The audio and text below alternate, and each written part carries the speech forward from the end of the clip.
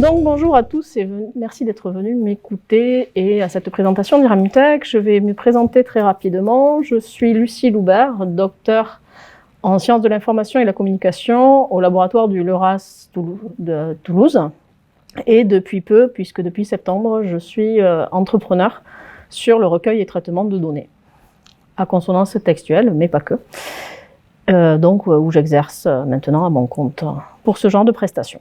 Je vais vous présenter le logiciel Iramutech. Ça va être une présentation très succincte, puisque l'objectif est que vous puissiez manipuler assez rapidement, notamment pour les cas d'usage proposés par la suite.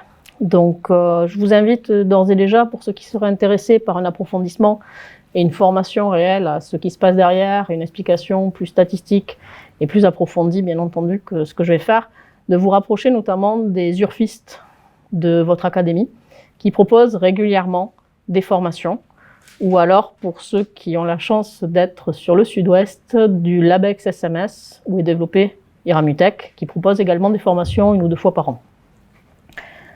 Voilà. Donc, pour commencer, le logiciel Iramutech en lui-même, son nom signifie en fait interface pour R d'analyse multidimensionnelle de texte et de questionnaire. C'est un logiciel développé par Pierre Ratineau, au LERAS, dans le cadre du LabEx SMS de Toulouse.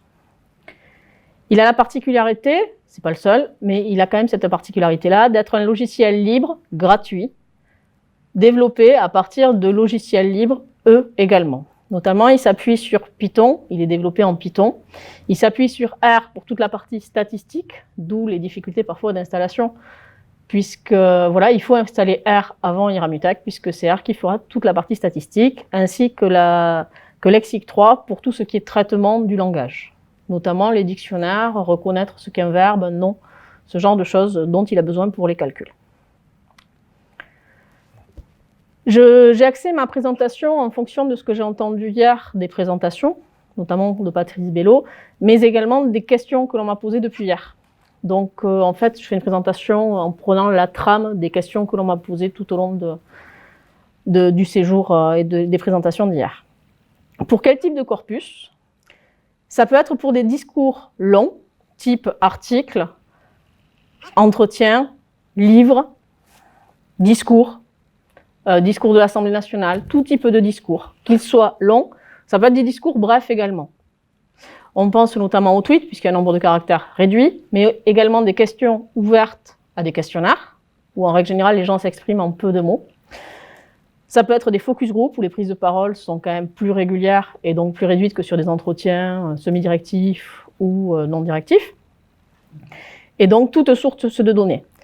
Les corpus, ce que moi j'appellerais corpus dans cette présentation, c'est l'ensemble des textes qu'on va rentrer dans Iramutech, en une seule fois. Ils peuvent être très légers, très courts, c'est-à-dire quelques entretiens, un seul discours d'homme politique. Et ils peuvent être de très grande taille. Qu'est-ce que j'appelle très grande taille, puisqu'on me l'a demandé?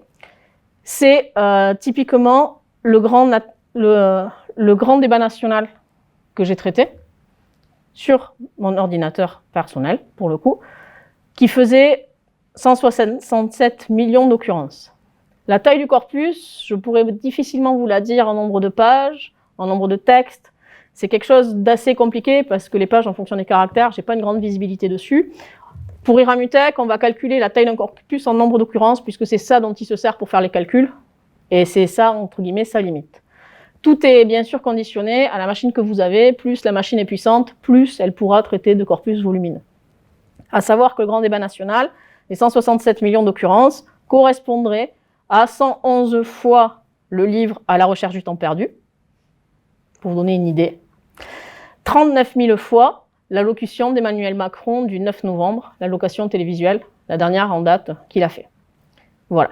Mais en sachant que j'ai fait tourner, pour tester, le discours d'Emmanuel Macron, qui tient sur mon traitement de texte en un peu moins d'une dizaine de pages, je l'ai fait tourner sur Iramutech et il fonctionne également. Donc c'est pas une question de grosseur. Il mettra plus de temps à calculer, mais par contre, il arrivera quand même à les traiter. Le corpus, donc l'ensemble de textes que l'on va rentrer dans la machine, il va être vu comme un ensemble. C'est-à-dire, on cherche à explorer, on cherche à étudier, à analyser un ensemble de textes, ce que moi j'appelle ici le corpus. Il se représente matériellement par un fichier .txt, c'est un fichier texte, et il a la particularité, pour que le logiciel fonctionne, d'être délimité par ce qu'on appelle la ligne étoilée, contenant les variables étoilées. Hier, c'est ce que Patrice Bello, par exemple, mais également nos collègues d'Istex, parlaient de métadonnées. Pardon. Les métadonnées, c'est toutes les informations que vous allez pouvoir renseigner sur chaque texte que vous avez rentré dans votre corpus. Si je travaille sur des entretiens, j'aurai donc codé toutes les variables qui sont spécifiques à la personne qui a passé l'entretien. Ça peut être le genre, ça peut être la catégorie socio-professionnelle, ça peut être sa profession, ça peut être énormément de choses. Toutes les informations que l'on peut mettre, on peut les y mettre dedans. On a comme tradition de dire qu'on peut mettre autant de variables illustratives que l'on veut, autant de métadonnées que l'on veut, et de ne pas s'en priver non plus. La réalité, c'est que quand on est dans un très grand corpus, comme le débat national, plus on va avoir de variables métadonnées, plus il y aura de calculs également à faire, et plus ça peut ralentir la machine. Mais en soi, pour la plupart des corpus, on peut rajouter autant de lignes étoilées dessus. Si vous rentrez un corpus avec un seul discours, comme je l'ai fait, il vous faudra également mettre une ligne étoilée au début du corpus. Petite note particulière pour les utilisateurs de Microsoft et d'outils Microsoft, comme Word, comme le bloc-notes, par exemple. Il faut que vous sautiez une ligne au tout début du corpus, avant la première ligne étoilée. Autrement, il ne la voit pas. Si elle est au tout début, il ne voit pas la ligne étoilée, tout simplement. Après le corpus, il pourra être découpé. À partir d'Iramutech, le logiciel propose dans son interface plusieurs options de découpage de corpus. Les découpages de corpus, ils pourront être à partir d'une modalité de variable. Je veux faire un corpus plus petit, circonscrit qu'aux femmes ou qu'aux hommes, ou de toute modalité de variable que j'ai choisie. Il pourra également être en fonction d'une thématique. On va le voir, le logiciel permet d'étudier ce que l'on appelle les mondes lexicaux, qui sont les thématiques stables que l'on retrouve dans les discours, dans le corpus, et on peut faire, à partir d'Iramutech, une fois qu'on a fait identifier ces thématiques, dire maintenant je veux un corpus que sur cette thématique-là, tout ce qu'il y a contenu dans cette thématique, que j'exporte, que je vais traiter qualitativement, ou que je vais re-rentrer dans Iramutech et sur lequel je vais aller faire d'autres analyses. Le corpus en soi qu'on utilise au départ, il ne faut pas qu'il soit vu comme imperturbable, intouchable. C'est quelque chose qui peut changer et toutes les analyses que l'on va faire vont rebondir sur d'autres besoins. Et un des intérêts de cet outil est que l'on peut casser les corpus et aller fouiller dedans. On peut également le faire à partir d'un concordancier d'un ou plusieurs mots. À savoir, je veux tous les tours de parole qui contiennent le mot euro, qui contiennent le mot présidence, qui contiennent la liste des mots que je définis moi, afin d'avoir dans un grand ensemble quelque chose de plus circonscrit, parfois plus manipulable, mais surtout plus pertinent en fonction des hypothèses de recherche, des hypothèses de travail que l'on a. Pour quel type d'analyse peut-on faire Iramutech? Donc toujours pareil, en réponse aux questions et aux interventions de Patrice hier, voilà les types d'analyse, comment je pourrais répondre en les découpant. On va pouvoir faire des comparaisons lexicales de sous-ensembles de textes. C'est-à-dire que je prends un groupe d'articles, c'est le corpus que je viens de vous envoyer pour les travaux pratiques par la suite, un groupe d'articles de presse nationale, sur un sujet identifié, et je veux savoir s'il y a une différence de lexique, s'il y a une différence de discours, en fonction de la source des articles. Est-ce que Libération parle de cette actualité de façon particulière par rapport au reste? Est-ce que le Figaro a un langage spécifique par rapport à cela? Toutes ces variables, bien sûr, sont en fonction de la recherche, bien entendu. Pour cela, on va avoir 3 outils principalement qui ne sont pas cloisonnés. Les autres outils peuvent permettre également d'étudier, mais on ne rentre pas par les modalités de variables. Dans les 3 analyses que je présente ici, qui sont l'analyse de similitude, l'analyse factorielle de correspondance et la distance de la baie, leur particularité, c'est qu'en amont de l'analyse, on demande au logiciel d'étudier l'ensemble du corpus au regard de la variable que l'on renseigne. Les autres types d'analyse sont les explorations des mondes lexicaux. C'est la méthode Reinert, la classification Reinert, initialement implémentée dans le logiciel Alceste, qui a donc été développé par Max Reinert lors de sa thèse. Iramutek reprend un algorithme similaire qui va permettre non pas de renseigner une variable et de dire au regard de cette variable quels sont les lexiques spécifiques, mais qui va dire dans l'ensemble de ce lexique quelles sont les thématiques, les mondes lexicaux qui reviennent de façon stable et récurrente. Enfin, l'exploration de la structure du texte, quel mot est relié à quel mot, avec les analyses de similitude.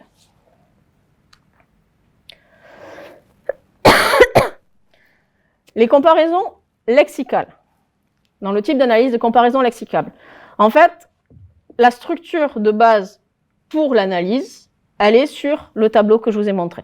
C'est un tableau lexical qui croise les lemmes. Ce que nous appelons lemme en lexicométrie, c'est la racine grammaticale d'un mot. Pour un verbe, mangeons, manger, mangeront, nous avons mangé, c'est le verbe manger, l'infinitif. Pour les noms, pour les adjectifs, c'est le masculin singulier. Pourquoi masculin? Parce qu'il y a souvent moins de lettres dans masculin que dans la forme féminine, tout simplement. Donc ces lemmes, on va les comptabiliser pour chaque modalité d'une variable définie.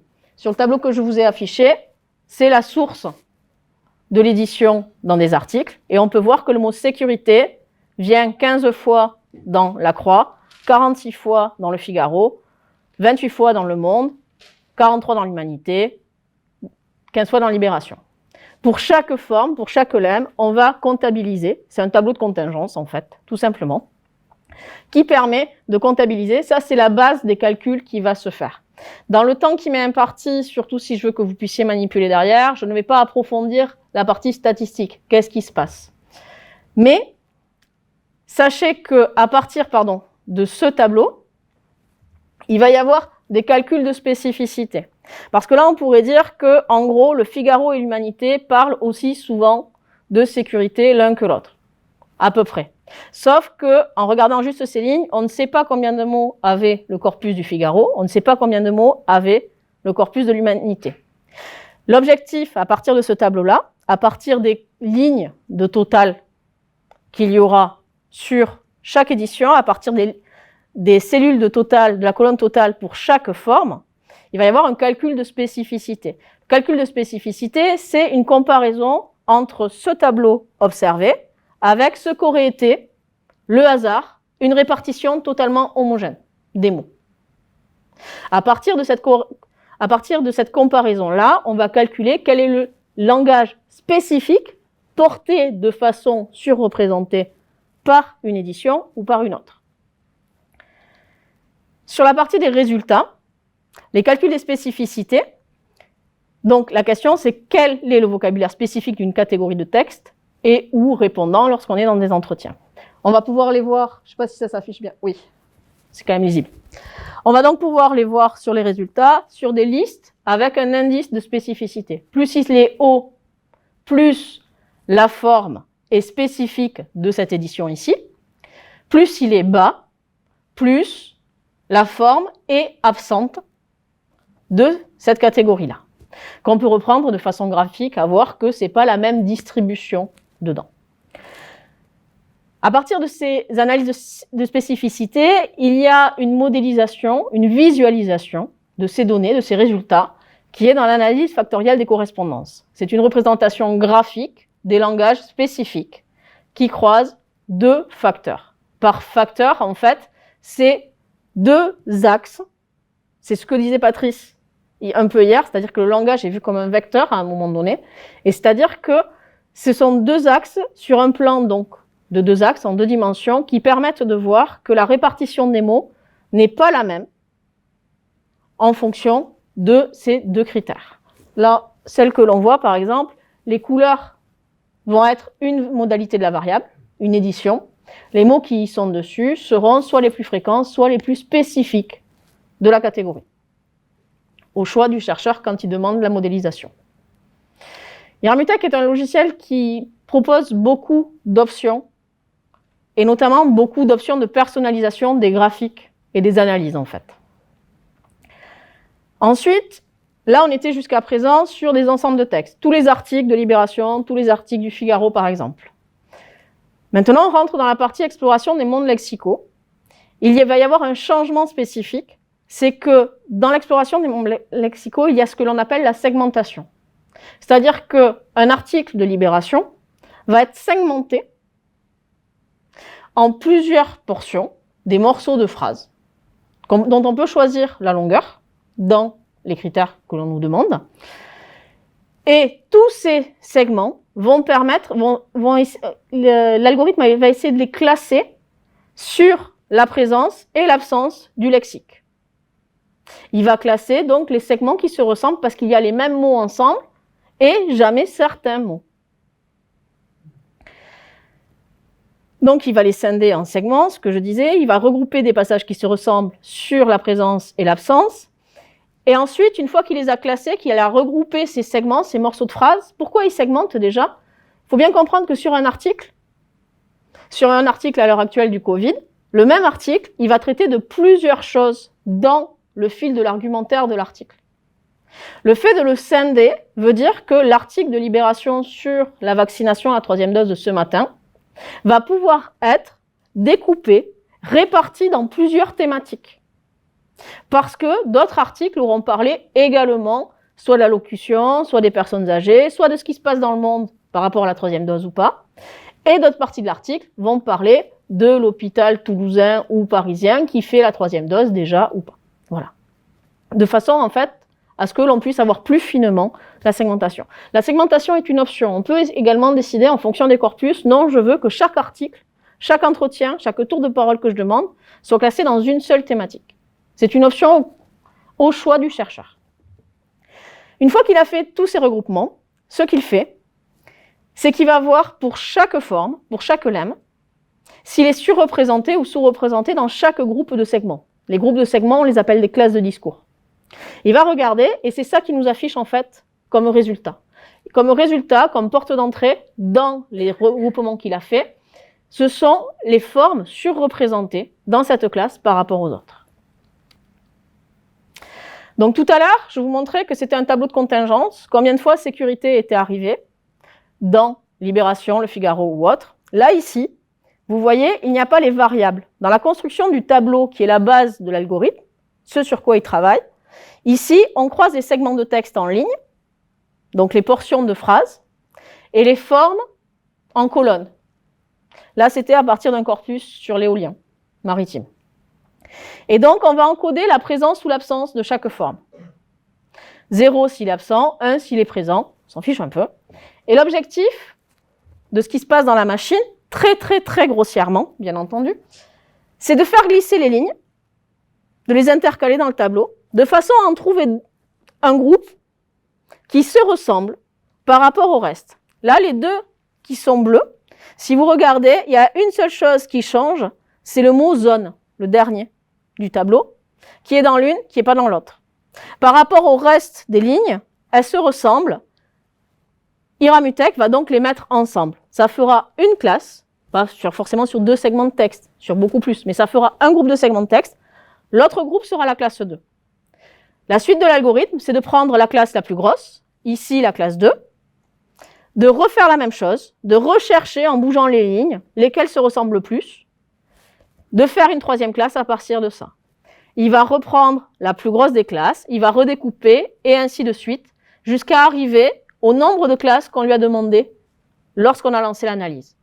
Le nombre de classes qu'il y aura dans la classification est propre au corpus, certes, mais surtout est propre aux indicateurs, aux paramètres que l'on a rentrés dans la machine. Avec un même corpus, on peut faire 15 classes ou 3 classes. Tout dépend des hypothèses, tout dépend de ce que l'on cherche. Les résultats,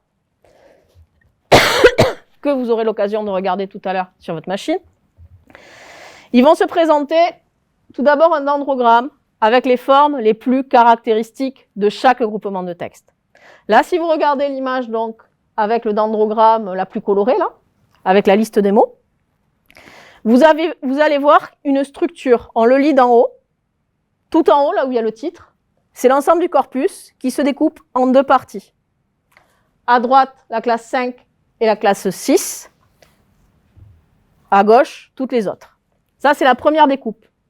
Il a pris la plus grosse des deux parties, il a redécoupé, et ainsi de suite, jusqu'à arriver au nombre que je lui ai demandé. Les listes de mots que vous avez, ce sont les mots que l'on va retrouver dans les profils, qui sont montrés sur les 3 panneaux qu'il y a là, qui sont en fait les formes caractéristiques. Caractéristiques significativement surreprésentées. Il y a un test de Ki2 qui est fait à chaque fois pour savoir si cette forme, elle est surreprésentée ou pas dans cette classe. On le fait sur les formes que nous, on appelle les formes actives, les noms, les adjectifs, les adverbes, quelques catégories comme ça, et seulement, mais également a posteriori, une fois que le découpage est fait, on va le faire sur les formes supplémentaires, qui sont les pronoms, qui sont les articles, qui ont la caractéristique d'être dans toutes les phrases en français, en fait. Donc, on ne les prend pas en compte quand on fait le tableau de tout à l'heure, mais par contre, à la fin, on va quand même voir s'ils sont représentés. Est-ce que dans telle classe de discours, on utilise plus souvent le « je » ou le « nous », le « on », être ou avoir, ce genre de choses. Et à toute fin, vous voyez le dernier du triptyque qui est rouge, on va aller regarder également les métadonnées, les variables étoilées, si elles sont représentées dans une thématique ou dans une autre. C'est-à-dire que tout le calcul que l'on a fait, tout le découpage, il ne prend pas en compte ces variables-là. Ces métadonnées, il ne les a pas prises en compte au départ pour découper. Par contre, à la fin, il va aller regarder. Est-ce que libération est plus surreprésentée dans une classe, sous-représentée dans une autre? Voilà.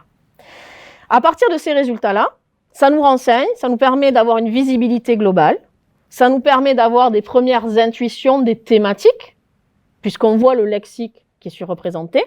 Par contre, on est bien d'accord que qu'est-ce qui se dit vraiment, c'est plus compliqué, ça reste des listes de mots, on ne les voit pas. En fait, le but d'Iramutech est d'aller explorer à partir de ce chemin-là. Et le dernier cadran que vous avez là, pardon.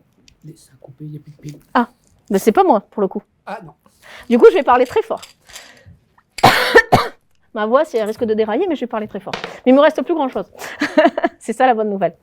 Donc en fait, le dernier panneau qu'il y a là, vous allez le voir avec les phrases des mots colorés en rouge, là, c'est ce qu'on appelle des concordanciers.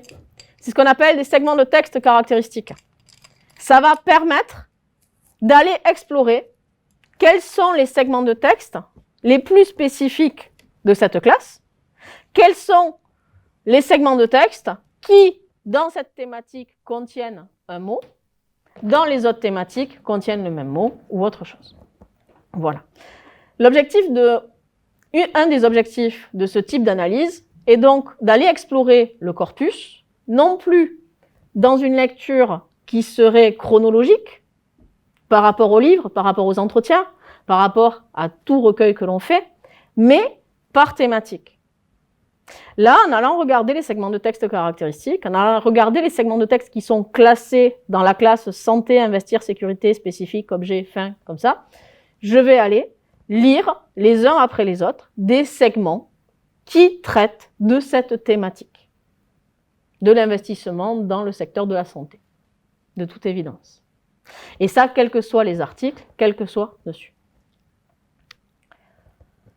Enfin, l'analyse de la structure du discours, l'analyse de similitude, c'est une analyse qui est issue de la théorie des graphes. Les analyses de similitude sont très souvent utilisées en psychologie sociale pour étudier les structures des représentations sociales.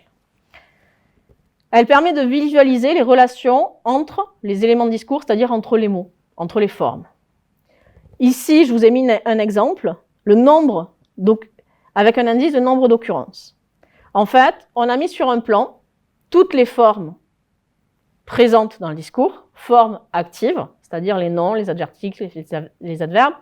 On les a reliés quand ils étaient présents ensemble dans un même segment, dans une même portion de texte. Et de ça, on a compté combien de fois ils apparaissaient ensemble. Ça fait un graphe. Iramutech propose par défaut le graphe minimum, c'est-à-dire qu'on enlève les boucles, puisque là vous voyez le graphique qu'il y a, il apporte des informations, mais il est difficilement synthétisable. Dans la partie synthétisée, le graphe maximum enlève les liens les plus faibles, de façon à ce qu'il n'y ait pas de boucle, tout simplement. Ici, on peut voir que donc, le mot transmettre et court se retrouvent ensemble 32 fois. Facile, difficile, 12 fois, et ainsi de suite. Au niveau de l'interface du logiciel Iramutech, je vais vous la décrire très brièvement également. Donc, quand vous rentrez dans le logiciel, il y a des menus, soit écrits en haut, soit avec des petites icônes. Quand vous les survolez, vous savez à quoi ça correspond. Le panneau qu'il y a à gauche, c'est l'historique, là où vont se mettre tous les dossiers, tous les corpus que vous allez ouvrir, et en dessous, toutes les analyses que vous allez faire sur chaque corpus. Et au milieu vont s'afficher tous les résultats. Une particularité du logiciel, c'est que à partir du moment où vous êtes sur les résultats, pour accéder aux options, c'est par clic droit. Il faut le savoir, c'est tout. Vous pouvez faire un clic droit sur l'analyse ou sur le corpus. Vous allez avoir un menu contextuel qui va vous proposer des options propres à l'analyse dans sa globalité. Notamment extraire le corpus en couleur, qui va vous permettre de voir dans l'ensemble du corpus une couleur par classe où a été désigné tous vos entretiens, tous vos textes. Ça permet de bien le voir. Notamment également d'exporter des parties de votre corpus. C'est-à-dire, je veux faire un corpus avec la classe 1, 6, 8. Iramutech prendra alors tous les segments de texte qui composaient les classes 1, les classes 8 et les classes, je ne sais plus les chiffres que j'ai dit, et les mettra dans un même corpus qui réouvrira et sur lequel on pourra porter des analyses plus fines, plus précises, puisqu'il n'y aura pas le bruit de toutes les autres classes. On peut également les faire sur chaque forme, où on va pouvoir éditer les listes de segments qui contiennent la forme et d'autres choses dessus. Dans les différentes étapes qu'il y a, excusez-moi, j'ai forcé tout à l'heure sans le micro, du coup, je la vois qui s'enraille. Donc, dans l'ouverture du corpus dès le départ, en fait, donc il faut que ce soit un corpus texte qui soit formaté avec une ligne étoilée à chaque texte que vous avez mis, sinon ça ne marchera pas. Lorsqu'il va ouvrir le corpus, il y aura une segmentation. Par défaut, il segmente le texte. Vous pouvez très bien dire non, je ne veux pas, c'est à vous de changer la valeur de cette segmentation. Par défaut, il va y avoir un nettoyage. Il va sortir tous les caractères non alphanumériques, les ponctuations, les arrobases, les signes utilisés dans certaines langues ou autres. C'est pareil, vous pouvez paramétrer, vous pouvez dire non, cette forme-là, ce caractère-là, je veux qu'on le conserve.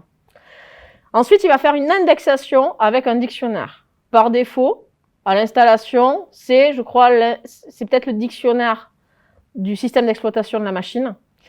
La plupart du temps, tout ce que j'ai vu par défaut, c'était en français. C'est-à-dire qu'il y a un dictionnaire dans le code source d'Iramutech qui va dire que tel mot et que c'est une flexion, une déclinaison du verbe manger tout à l'heure dans mon exemple. Ça veut également dire aussi que si vous êtes sur un corpus multilingue,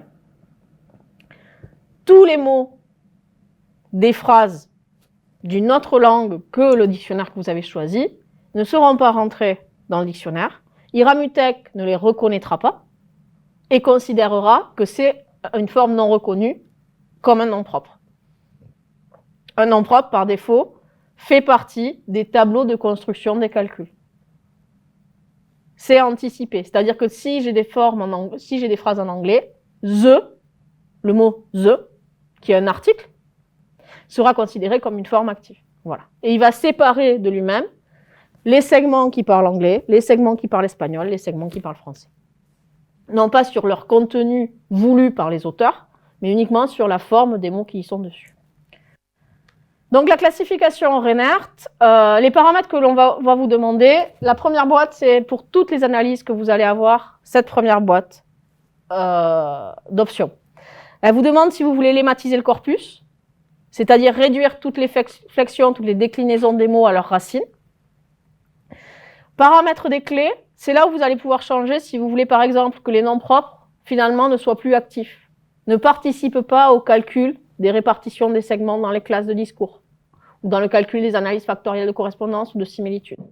Vous allez pouvoir dire, non mais finalement, les auxiliaires, être et avoir, je veux les avoir finalement dedans. Les adjectifs, c'est par catégorie grammaticale et vous pouvez dire qu'est-ce qui est actif, qu'est-ce qui est supplémentaire, c'est-à-dire que ça n'est pas contenu dans l'analyse dans la distribution des segments, et par contre, c'est étudié après. Enfin, le dictionnaire, celui de l'indexation, ou un autre. Pour cette analyse-là, je veux utiliser un autre dictionnaire que celui qu'on a indexé au départ, par défaut. Les autres paramètres, ils sont assez nombreux, je ne vais pas tous vous les détailler. Je veux juste parler du nombre de classes terminales en phase 1, celui où il y a 10 comme valeur. Ça, c'est le nombre de classes que j'ai demandé au départ. Quand je vous disais, il prend des tas, il découpe le plus gros, il reprend le plus gros, il refait l'analyse factorielle, ce qu'on appelle la bipartition, jusqu'à arriver au nombre de classes, c'est celui-là. Et juste en dessous, nombre minimum de segments de texte par classe, 0 étant automatique. En fait, une fois qu'il a fait tous les découpages, qu'il a atteint les 10 classes ici, par défaut, certaines classes qui sont trop petites, parce qu'il y a 2 phrases qui étaient exactement la même, il les a mis ensemble, mais ça contiendra que 2-3 phrases comme ça, toutes ces toutes petites classes, il va les enlever. C'est vous qui dites à partir de combien de segments vous voulez que ça apparaisse dans l'analyse. Là, je vous ai envoyé un corpus qui est restreint. Je vous conseille, dans les premières étapes de bidouillage, de découverte, de mettre 2 en nombre minimum de segments de texte. Parce que du coup, il va vous afficher toutes les classes. Si vous en demandez 10, il va vous afficher 10. Si vous en demandez 50, il va afficher les 50. Ça vous permet de voir qu'est-ce que vous perdez, entre guillemets, comment ça se passe. Et donc, voilà, c'est les 2 principaux paramètres à modéliser dessus, où j'ai du moins le temps de vous présenter. Les résultats que vous allez voir pour la classification Reinert, toujours. Donc, il se présente comme ça, pour chaque classe, une liste des formes, classées par ordre décroissant de corrélation. Plus ils sont surreprésentés dans la classe, plus haut ils sont dans la liste. Et vous avez, première colonne, num, en fait, c'est uniquement pour retrouver cet ordre-là. Seconde colonne, FST, c'est le nombre de segments de texte, donc de portions, contenant cette forme dans cette classe, ici et maintenant. F total, le nombre de segments de texte qui contiennent cette forme dans l'ensemble du corpus classé. Pourcentage, c'est le ratio de ces 2 chiffres. Le qui2, qui va avec la dernière colonne, P, c'est le test de corrélation du qui2, forme, classe. Et enfin, le type grammatical de la forme, et la forme, c'est le lemme dessus. Vous pouvez à partir de ça demander donc des observations, des explorations dessus, avec les menus contextuels du clic droit. Vous avez les concordanciers pour chaque forme. Quels sont les segments de texte qui contiennent cette phrase pour aller lire qu'est-ce qu'ils ont dit à partir de ce mot. Vous avez plein de choses. Le graphe de la classe, les analyses de similitude dont on a parlé tout à l'heure, vous pouvez le faire sur les mots de cette classe, les formes surreprésentées de cette classe. Vous pouvez également faire des exports pour d'autres logiciels, pour Trop, pour Routledge, faire des nuages de mots, exporter que cette classe, si vous le voulez également. Vous avez d'autres options sur l'analyse complète. Je les détaillerai pour ceux qui en ont besoin quand on fera les travaux en passant pour chacun. L'analyse de similitude, qui est une autre analyse, donc celle où on fait la structure du discours, les constellations. Comme ça, là vous pouvez voir que vous avez les paramètres, le premier bloc c'est le même que tout à l'heure, donc j'en parle pas. Le second, vous allez voir que là, toute la liste de mots, c'est parce que vous pouvez sélectionner les mots que vous voulez mettre dans le graphe. Si vous les mettez tous, si vous avez un gros texte immense, si vous les mettez tous, vous allez avoir des gros nuages qui sont illisibles directement par Iramutech comme ça. Il faut les exporter pour Gephi, les remettre dans Gephi, les retraiter. L'export se passe très bien, mais il faut le faire, il faut aussi utiliser Gephi du coup. Vous pouvez demander juste une dizaine de mots, vous pouvez demander les 50 premiers, c'est vous qui choisissez quels sont les mots qui sont dans le graphe. Vous pouvez également exclure certains mots. Là, c'était des contributions sur une concertation sur l'éolien en mer. Vous voyez que le mot éolien en haut, il a un ratio de 10 fois plus présent que les autres, peut-être. Parce qu'en fait, tout le monde parlait d'éolien, il parle que de ça. C'est le sujet de la conversation. Donc, dans ce cas-là, on peut faire un graphe en enlevant le mot éolien, parce qu'autrement, il serait au milieu. Tout le monde pointerait vers lui, puisque forcément, il est dans tous les mots. D'accord? On l'enlève de façon à avoir la structure en dehors de lui, qu'est-ce qui s'y passe. Ce sont les analyses de spécificité. C'est une coquille sur le titre. C'est le même titre, mais c'est une coquille, voilà. Donc, ce sont les analyses de spécificité. Je le changerai dans le diaporama que je vous enverrai. Le premier le menu de paramètres, c'est toujours le même. Le second, vous allez voir qu'il est plus restreint. Vous allez juste choisir quelle variable vous voulez analyser.